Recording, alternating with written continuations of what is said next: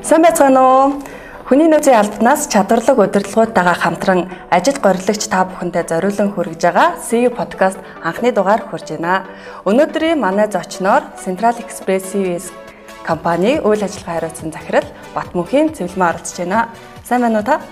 Баярлалаа. Урьсан баярлалаа. Сайн байна. Өнөөдрийн сэдвэрээ болохоор захирлаа CU компани онцлог ажлын байрны талаар ярилцсан. Тэ. Та эхлээд үзэгчдэд зориулаад CU-д хизээ орсон те тэр талаараа хуваалцахгүй юу? За би чинь CU-д CU болохоос өмнө Central Express CVS гэдэг компани маань Central Express гэдэг 3 дэлгүүртэй байсан. Тэгээд тэр үеэс нь эхэлж орсон гэсэн. Тэгэхээр CU брэнд Монголд орж ирэхээс өмнө энэ компанид ороод тэгэхэд би чинь логистикийн менежер хийдэг байлаа.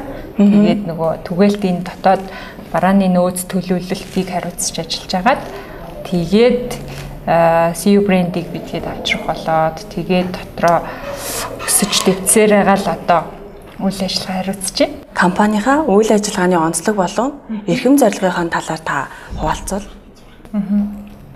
Яг хэдүүлээ ч одоо бол ерөн жижиглэнгийн л худалдааны бизнес хийж байгаа. Тэгээд яг конвенцийн үйлчлэгээний онцлог нь болохоор одоо нийгэмд хүмүүс их завгүй болсон байна. Хэдүүлээ дандаа л ярьж идэг. Тэгээд амьдралаа их хялбарчлах гэж хичээдэг болсон.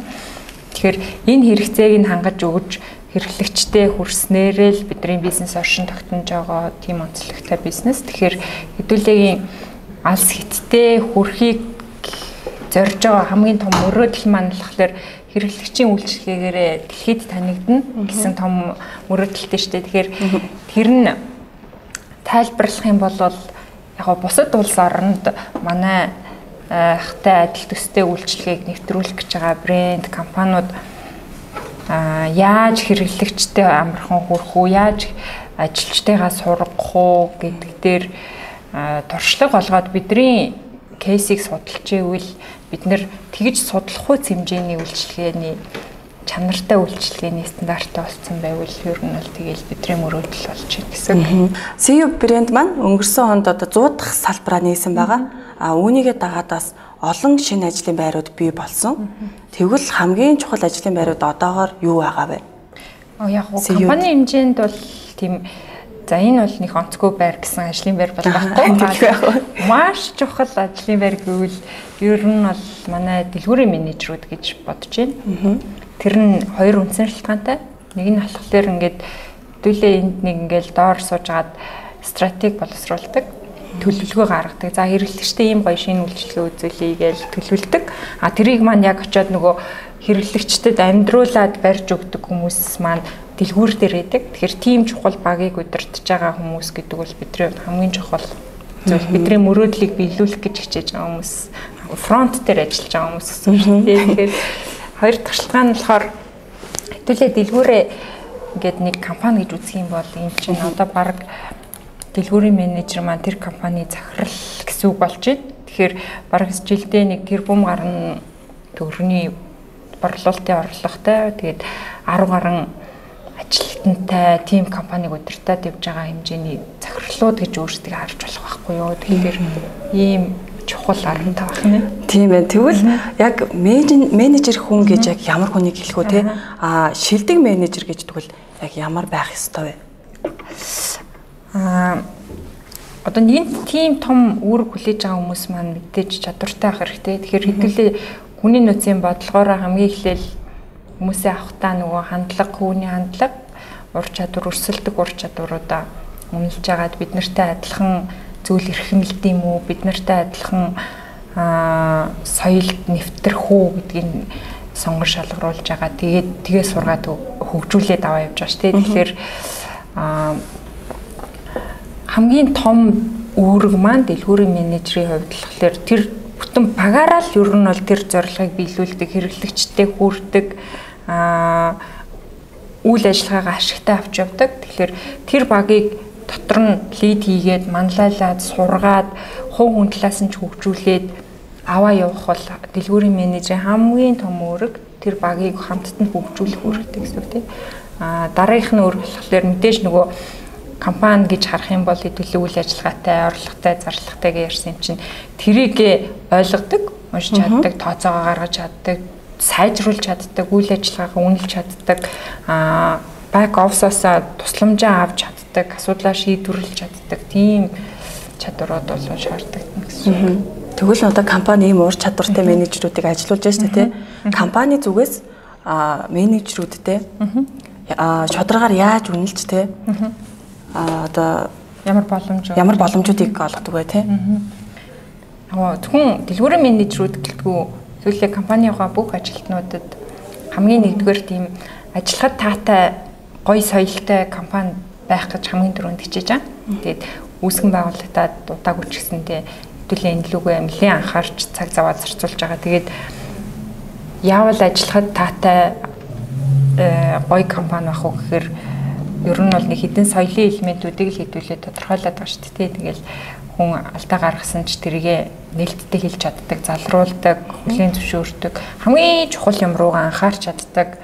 Тэгээд бусдын зөрүүтэй санал бодлыг хүлээж авч нээлттэй сонсдог, сайжирдаг, хамтдаа хөгждөг гэл тэрийг л бүрдүүлсэн соёлыг ингээд элементээр нь тодорхойлоод хийж байгаа. Хоёр дахь гол зүйл болохоор хэдүүлээ чи нэг л амьдрах гээд байгаа. Тэгээд амьдралынхаа хамгийн залуу хийж бүтээдэг гэрч хүчтэй үе хамт өнгөрөөж байна. Тэгэхээр ер нь бол чийч би ингээд ер нь бүх ажилтнууд маргааш өнөөдрөөсөө сайн ер нь ингээл өөрийнхөө хамгийн сайжирсан хувилбарыг олоод яваад ивэл хэдүүл айгүй нэгэндээ ингээд дэмжиж өргөдөг хамт олон болж байна гэж үзнэ. Тэгэхээр тэр орчныг бүрдүүлэхийн тулд ингээд зогсолтгүй сургалтаар хангадаг, нэгэндээ тусалдаг тийм боломжийг нээж байна. Дэлгүүрийн менежерүүдийн хувьд гээд тусгаалan харах юм бол хэдүүлээ одоо нөгөө Монголд одоо ийм систем байдаг гэсгийг би сайн мэдэхгүй байна. Ер нь бол менежерүүд маань ингээд компани мөрөөдлийг биелүүлэх гээд борлуулалтаа хийгээд хэрэглэгчтэй хүрээд явж байгаа юм чинь энэнийхээ үр ашгийг бас тэгшин хүртэх хэрэгтэй. Тэгэхээр үндсэн цалин дээрээ нэмээд борлуулалтын орлогоосоо шууд хувь тохиролцоод компанитайгаа тэгээ борлуулалтын орлого нь ингээд ихсээд явах тусам тэр хувиа ингээд аваад тэр хүний ч үр ашиг нэмэгдэхээр тим системийг бүрдүүлээд хэдүүлээ хэрэгжүүлээд эхэлж байгаа. Тэгэхээр энэ бол бас нэлээд сайн нөхцөл компани зүгээс бол маш том боломжийг олгож байгаа юм байна тийм. Жижиглэн худалдааны салбарын ирээдүйн чиг хандлагыг та яаж харж байгаа вэ? Хэдүүлээ хийж байгаа бизнесийн онцлог болохоор хүний үндсэн суурь хэрэгцээнд дээр үндэслэж байгаа. Хүн юм идэх уух, эрч хүчээ нөхөх, цагаан амьнах хэрэгцээ байж лээдэг. Тэгэхээр ирээдүйн чиг хандлага гэхээр одоо нөгөө ингээл нийгэм их хурдан өөрчлөгдөөл тий янз бүрийн пандемик, ковид гарч ирээл ингээд тэгэхээр хүмүүсийн сонголт хэв маяг бас их өөрчлөгдөж байна л да. Олон хүнтэй газруудаар явхаа болоод илүү хялбар шийдэл өөртөө хургуулээд авах шийдэл рүү шилжих ч юм уу тий. Тэгэхээр энэнд нь хэдүүлээ хурч шилжиж тэр гадаад өөрчлөлтөөс илүү хурдтайгаар бизнесээ өөрчилж өргөжүүлж чадчихлээвэл энэ бол ер нь бол маш ирээдүйтэй хурдан тэлдэг бизнес гэж хараад байна л да. Тэгээ хэдүүлээ жишээ бас чиглээд бизнесээ хүргэлтийн үйлчлэгээ хийж явж байгаа шүү дээ. Тэгэхээр энэ өөрчлөлт маань ингээд сая ковид болоод хөл хорой тогтоход хэдүүлээ хамгийн завгүй хүмүүсийн талаас нэг байлаа тий. Өдөр шөнөгүй хоолоо үйлдвэрлээл түгээгээл хүргэж өгч байлаа тий. Тэгэхээр ингэж харахад бол ямар ч өөрчлөлтөнд тэсэж үлдэх улам өргөжгөл бизнес гэж харж байна. Магадгүй бидний подкастыг сонсоод CU брендийн дэлгүүрийн менежерээр өөрийгөө сорж үзэж ажиллах сонирхолтойгоо хүмүүст зориулаад та ямар зөвлөгөө өгөх вэ? Одоо тэгвэл яг одоо хэдүүлээ 100 гаруй дэлгүүрт алцсан. 300 орчим ийм мундаг менежерүүд цуглуулсан гэсэн үг шүү дээ. Тэгээд энэ олон гоё хамт олонны дунд орж ирнэ. Нэг айгүй гоё үг гэдэг шүү дээ. Чи хамгийн их цагаа хамт өнгөрөөж байгаа 5 хүнийхээ дунд чинь нэдэг гэдэг.